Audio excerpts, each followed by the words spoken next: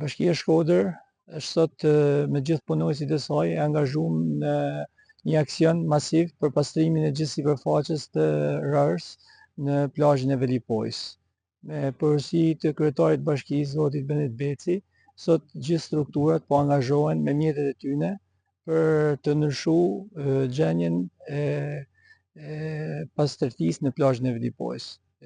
Një aksion faktikisht i mirëmenduar sot, duke përfshi një numër të konsiderueshëm punojësish dhe mjetësh, pasi gjatë gjithë kësaj kohe është njekur me shqetësim situata e krijuar nga depozitimi i këtyre metjeve në sipërfaqen rënore të plazhit të Velipojës.